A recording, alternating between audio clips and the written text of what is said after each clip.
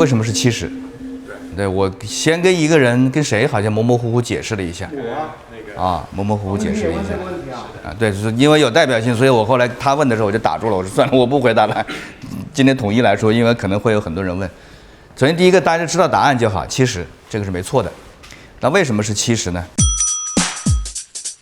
我们一台车，这是人头，这是挡风玻璃，这是炮，这尾箱的炮哈，大概是这样一个这个相互的几何关系。这个距离，挡风玻璃的距离，我昨天给了一个数字，你们待会儿自己看到这些车也可以量一下，就是1.2米上下吧，有的1.3米，有的1.1米，1.2米。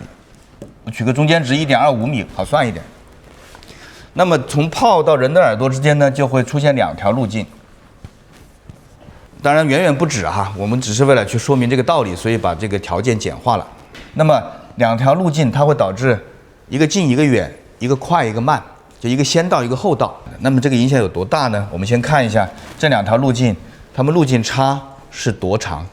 假如说这个是 A， 这个也是 A， 那这个是1.25米，那这个是 B， 我假设这个是 B， 那么第一条路径就是 A 加 B 加1.25。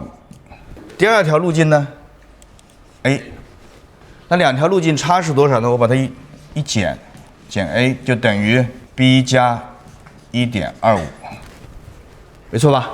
路径差是这么多，所以它们的路径差其实就是这个反射点乘以2等于2.5米。其实它路径差就是这个距离的2倍，这个大家清楚了，我们就过了。2.5米意味着什么？假设我有一段距离。这段距离是2.5米。如果说2个东西要抵消，最极端的情况是什么？一个正180度，一个负，是吧？正1加负1才是抵消。那么如果这是一个波长1/2波长，应该这样，2.5米。第二个波呢，一定要在这里开始，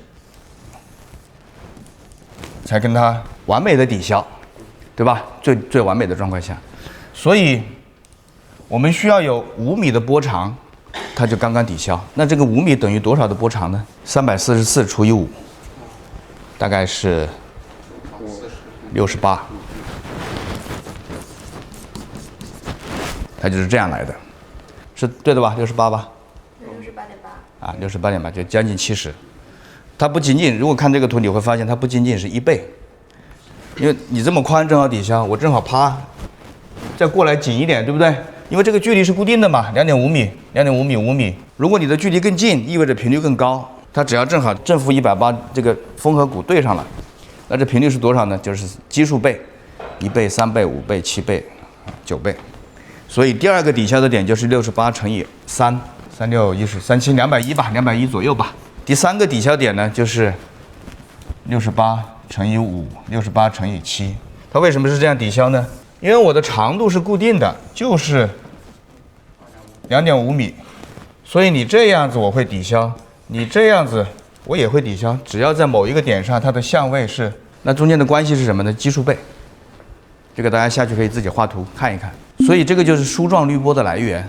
我们梳状滤波，当你发生延时差的时候，因为机器设备已经拆了哈，如果设备还在，我们可以直接演示一下，把 DSP 里面一个通道啪加上多少毫秒，你会发现呜，图像马上就变了。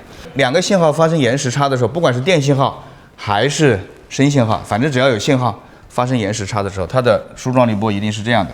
这个倍数就是1、3、5、7、9。那超低音之所以我们只关注第一个，是因为第一个它频率最低，它抵消的范围越大。因为180度是这个点嘛，正好抵消嘛。那并不是说只有180抵消，对不对？179、177、178度都会抵消，但它抵消的程度就会没那么强了。所以它这个坑是这样子的一个坑，它不是直接垂直下来的。但是对于频率高的来讲呢，它波长很短，它的度数就抵消就没那么严重，所以高频的这个抵消就没有那么明显，低频的抵消是最明显的，那影响的范围太大了。第二个原因呢，是因为对于低音来讲，这一块都没有什么能量了。抵消是因为有能量才抵消嘛，你没有能量跟谁抵消？所以我们一般只关注这一块。这就是为什么68赫兹或者70赫兹的来源。为什么坐在你只要头放在那个位置，泡在那个位置，你是这么大一个车，在这个点上，它一定这个地方会有一个坑的。当然，我们处理的方法也有很多，是吧？比如说我们讲到的 Peter 用的那个 front sub，前置低音的方式。我们知道它在70了，有可能80吧，有可能50吧，不管怎么样，它会有一个坑。低音炮的频响如果本来是这样子的，挺好的一个频响哈，本来这样的一个完美的炮，在消声室里面是这样的，但是一到车里面呢，它会变成这样了，那70，车里面就成这个样子了，因为这一块被抵消掉了。那解决的方法我们昨天也讲了，第一个呢 ，Peter 呢他在这里丢了一个炮，把这块补起来，这也是一个办法，但它有优点有缺点。第一个缺点呢是这种方式只能够做皇帝位，对前装是没有价值的，因为你坐到副驾就没有这个效果了。另外呢，副驾也没有安装的条件，就是我坐的副驾，你的炮就要移到主驾去嘛，没有安装条，所以它这第一个局限性。第二个局限性呢，这个炮还不能太小，一般来讲至少要一个10寸，就算得出来的哈。那怎么算呢？因为我们是要跟6寸接嘛，对吧？跟6寸接这个70赫兹的地方，那这个地方需要多大的声压？2个6寸的盆，它的盆是6.5寸，6.5寸的面积乘以2，你再乘以这个它的冲程，6寸的冲程大概一般在5毫米左右，5毫米到8毫米左右，就这么大冲程。这就是2个6寸喇叭能够推动的空气的容积。你的炮要跟这个6寸能够接上，你的炮一定也要能推动这么大容积，你才能跟它声压匹配起来，否则匹配不了。你不是说我前面随便装一个小8寸的或者装个什么就行的。那低音呢，它的冲程可以大一点，对不对？低音比如说我冲程点心做到15毫米，对吧？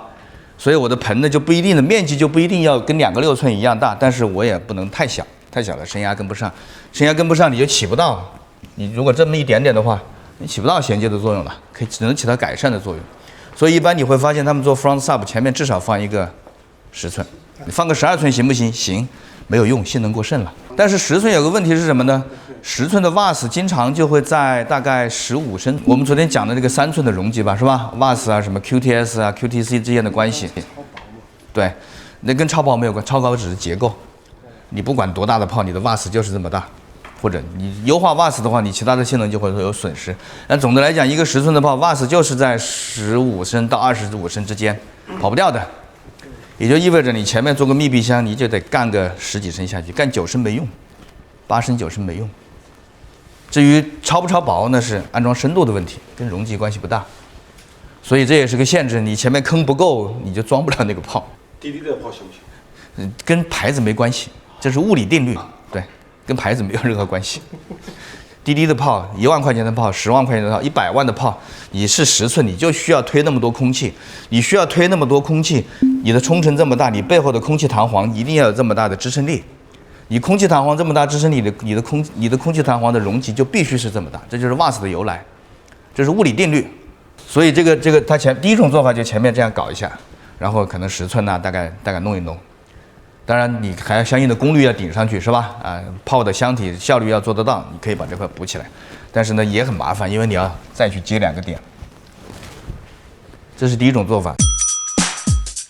那第二种，我们行业里面经常的做法呢，如果这一块有问题的话，如果你这一块有问题，那我干脆把分频点切这里就完了。你没有能量就不存在抵消了嘛。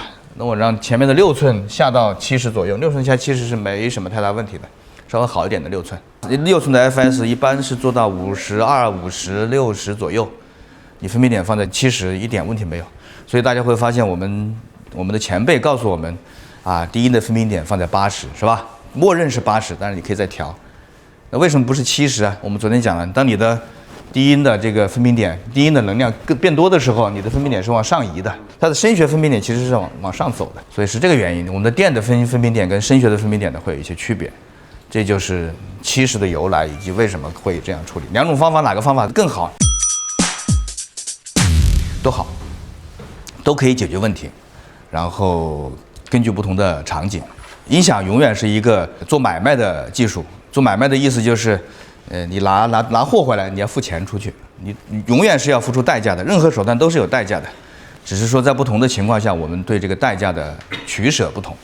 调音也是一样，永远都是取舍的，你希望把这个修得平一点，那你就需要付出能量的代价。EQ 拉太狠了，没动态了，对吧？我希望它细一点 ，OK， 那反正其他地方你一定会丢一点东西，最终都是一个妥协的产品，所以才没有完美的音响。